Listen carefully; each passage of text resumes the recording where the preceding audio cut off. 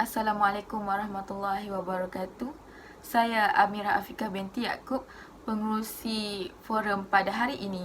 Forum hari ini bertajuk elemen-elemen komunikasi yang terdapat di dalam sebuah iklan yang dari negara Thailand. Baiklah, sebelum saya meneruskan lebih lanjut, izinkan saya menerangkan serba sedikit tentang komunikasi dan juga iklan tersebut. Komunikasi bermaksud pemindahan maklumat dari satu pihak kepada pihak yang lain, dan iklan tersebut mengisahkan tentang seorang guru yang bernama Cikgu Prajak yang selalu membawa ibunya ke sekolah kerana ibunya menghidapi penyakit Alzheimer. Jadi di sini ibu bapa dan para waris tidak selesa akan kehadiran ibu Cikgu Prajak ini kerana mereka menganggap kehadiran Cikgu Prajak ini mengganggu sesi pembelajaran anak-anak mereka. Jadi untuk mengupas lebih lanjut, bersama-sama saya 3 orang ahli panel yang cantik dan kacak-kacak belaka. Memperkenalkan saudari Nur Suhaili binti Cik Abdullah, ahli panel kita yang pertama, merupakan seorang pelajar jurusan Perancangan Pelancongan dan Pengurusan Hospitality tahun ketiga. Ahli panel yang kedua, saudara Muhammad Faris Akram bin Rustu, pelajar jurusan Bahasa Melayu Komunikasi sebagai bahasa antarabangsa, pelajar tahun pertama. Dan ahli panel yang terakhir tidak kurang hebatnya, Muhammad Ashraf bin Ayub, juga merupakan pelajar jurusan Bahasa Melayu Komunikasi dan sebagai bahasa antarabangsa, iaitu pelajar tahun pertama. Jadi di sini kita akan mengupas lebih dalam tentang jenis komunikasi yang terdapat di dalam iklan tersebut. Mungkin ahli panel kita yang pertama sudi untuk menerangkan tentang jenis komunikasi yang terdapat di dalam iklan tersebut. Dipersilakan. Assalamualaikum, salam sejahtera saya ucapkan kepada moderator, ahli panel dan para penonton sekalian. Baiklah, ini saya kongsikan kepada saudara-saudari tentang jenis komunikasi yang terdapat dalam video iklan pendek Thailand yang berdurasi 6 minit tersebut. Video pendek tersebut mengisahkan tentang seorang guru yang bernama Prajak yang membawa ibunya ke sekolah akibat keadaan ibunya yang sudah tua serta menghidap penyakit Alzheimer. Antara jenis komunikasi yang terdapat dalam video pendek tersebut ialah ekspresi wajah. Ekspresi wajah dapat menyebabkan komunikasi menjadi berkesan atau sebaliknya. Melalui penghayatan serta mimik muka yang betul, penonton akan terkesan apabila menonton video tersebut.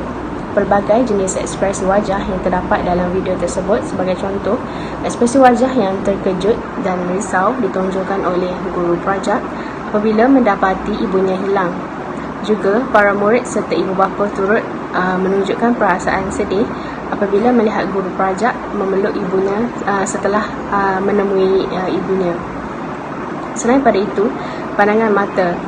Ini merupakan isyarat penting dalam komunikasi kerana dengan adanya pandangan mata semasa berinteraksi mampu menjadikan situasi lebih berkesan.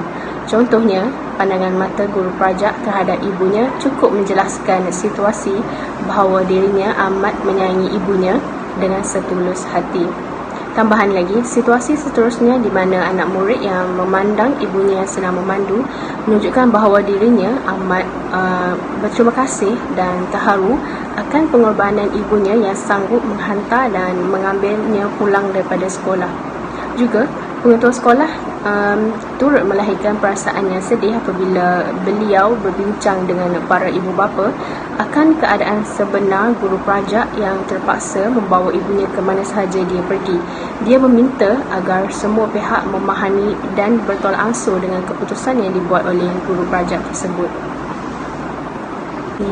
Selain daripada itu, jenis komunikasi yang seterusnya yang terdapat dalam video tersebut ialah sentuhan.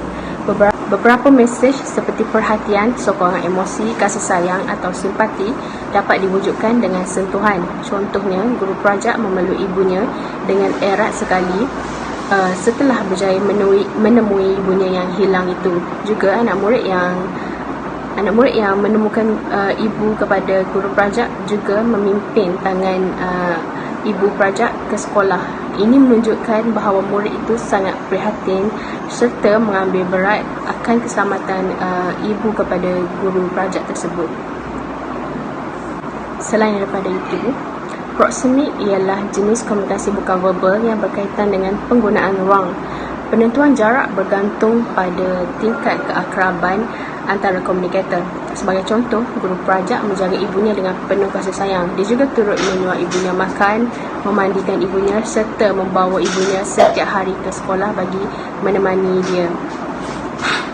Tambahan lagi, komunikasi bukan verbal jenis artifak merupakan bentuk komunikasi melalui penggunaan pakaian, wangi-wangian, alat solid dan lain-lain. Sebagai contoh, menitiskan air mata juga menandakan perasaan terharu dan menangis sebagai tanda kecewa, sedih, kesal atau marah. Dalam video tersebut, berikut menunjukkan bahawa guru prajak menitiskan air mata apabila menemukan ibunya yang hilang. Para guru, ibu bapa serta murid yang menyaksikan kejadian tersebut turut melahirkan perasaan yang berduka cita, terharu serta gembira apabila melihat guru prajak berjaya menemui ibunya tersebut. Manakala komunikasi lisan pula terdiri daripada intonasi yang singkat dan jelas.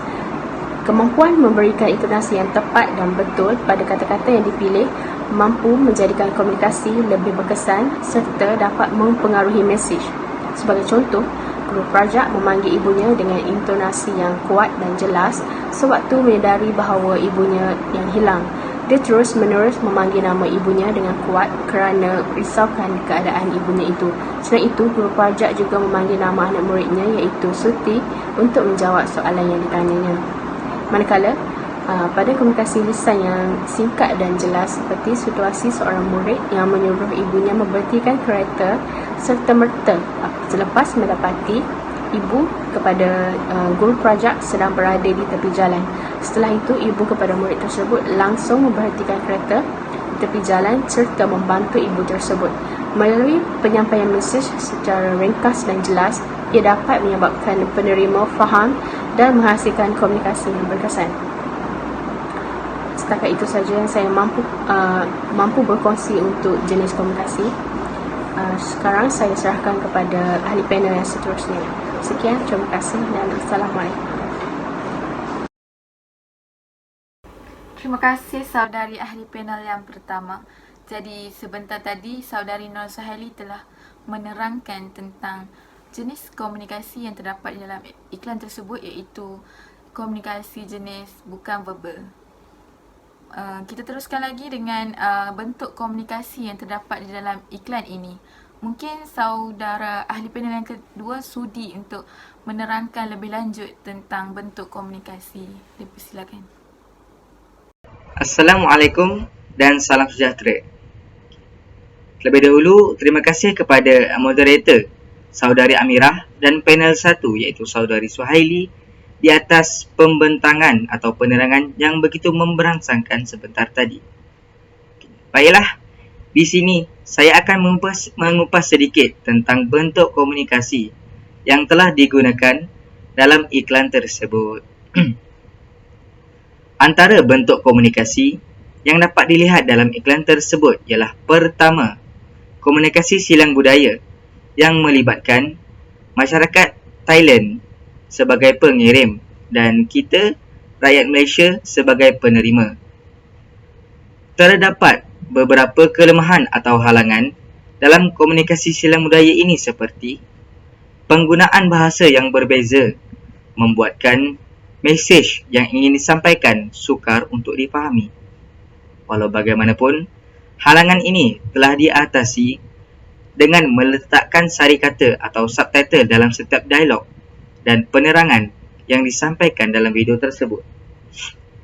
Kekurangan ini juga dapat diatasi dengan menggunakan jenis komunikasi bukan verbal.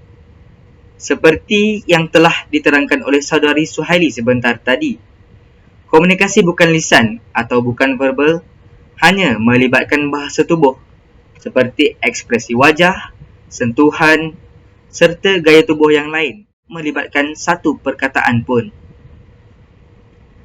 Komunikasi bukan verbal merupakan jenis komunikasi yang mudah difahami tanpa perlu memahami linguistik sesebuah tempat.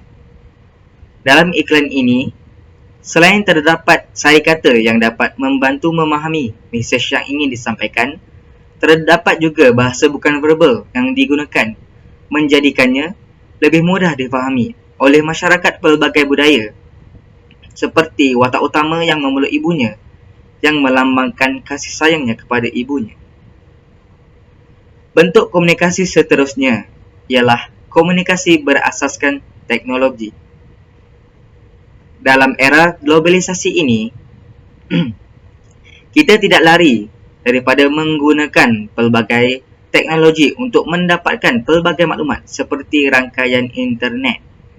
Iklan yang pada asalnya telah difilmkan di Thailand ini telah disiarkan oleh syarikat yang menerbitkannya dengan menggunakan pelbagai kemudahan dan teknologi yang dapat diakses di mana-mana melalui pelbagai gadget seperti komputer riba, telefon pintar dan tablet yang telah dilengkapi dengan paket data internet yang semakin meluas digunakan pada hari ini. Pihak syarikat yang bertanggungjawab ke atas iklan ini tidak melepaskan peluang yang ada dengan menyebarkan iklannya melalui pelbagai teknologi seperti media massa iaitu televisyen dan melalui rangkaian internet seperti melalui laman web YouTube. Perkara ini telah membolehkan iklan tersebut menembusi pelbagai sempadan negara dalam alam maya dan mudah untuk sampai kepada masyarakat dunia. Hal ini menunjukkan bahawa komunikasi berasaskan teknologi ini telah berjaya digunakan dan diaplikasikan oleh syarikat tersebut menggunakan pelbagai teknologi seperti internet khususnya untuk membuktikan komunikasi pada masa kini tiada sekatan dan halangan. Semua pihak dapat mengakses segala maklumat dengan mudah kerana dunia pada hari ini hanya pada hujung jari. Sekian sahaja daripada saya dan saya ingin meminta maaf jika terdapat kekhilafan atau kekurangan daripada pihak saya, kerana sesungguhnya kekuatan dan kesempurnaan itu datang daripada Allah Subhanahu Wa Taala dan kekurangan dan kelemahan itu datang pada diri saya sendiri. Sekian, terima kasih. Saya kembalikan semula kepada moderator Saudari Amirah. Terima kasih saudara Faris di atas perkongsian yang begitu menarik. Dengan itu, kita teruskan lagi forum kita dengan mendengar pandangan dari ahli panel kita yang terakhir. Boleh saudara Ashraf kupaskan sedikit tentang tentang fahaman saudara mengenai aspek keberkesanan berkomunikasi yang terkandung di dalam iklan tersebut. Dipersilakan. Baiklah, terima kasih kepada saudari Amirah kerana telah memberi peluang dan ruang kepada saya untuk berkongsi pendapat atau ilmu dalam e-forum kali ini. Baiklah, bagi menjawab soalan saudari yang mengenai aspek keberkesanan berkomunikasi yang terkandung dalam iklan pendek tersebut, pertama kali suka saya ingatkan bahawa keberkesanan dalam komunikasi ini sangat penting agar penerima mesej ini dapat memahami dan mentafsir mesej dengan jelas dan tepat. Perkara ini juga amat penting bagi mengelak berlakunya perselisihan faham antara dua pihak yang sedang berinteraksi, iaitu pengirim dan penerima mesej. Jadi jika kita lihat dalam iklan Thailand tersebut, keberkesanan berkomunikasi ini dapat dilihat pada babak seorang guru besar yang sedang berinteraksi dengan ibu bapa pelajar, yang mana pada awalnya jika kita lihat ibu bapa para pelajar tersebut tidak setuju dengan perlakuan guru pelajar yang sering membawa ibunya ke sekolah semasa proses pembelajaran sedang berlangsung. Namun Setelah guru besar menceritakan dan memperjelaskan segalanya tentang guru pelajar kepada para ibu bapa pelajar, perspektif ibu bapa pelajar terhadap guru pelajar yang mulanya negatif telah bertukar kepada positif. Oleh itu, jelaslah bahawa keberkesanan dalam berkomunikasi ini boleh mempengaruhi pemikiran dan perlakuan seseorang. Seterusnya, antara aspek keberkesanan komunikasi yang terdapat dalam iklan ini ialah mendengar dengan baik dan efektif.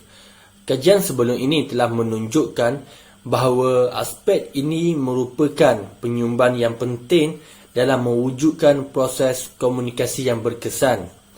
Sebagai contoh, jika kita lihat dalam iklan tersebut, di saat guru besar memberi penjelasan mengenai tingkah laku guru pelajar yang sering membawa ibunya ke dalam kelas ketika proses pembelajaran sedang berlangsung. Boleh dikatakan bahawa kesemua ibu bapa pelajar menumpukan perhatian dan mendengar dengan baik serta efektif terhadap penjelasan tersebut, sehingga ada sesetengah ibu bapa tersebut terharu atas tingkah laku guru pelajar yang menjaga ibunya.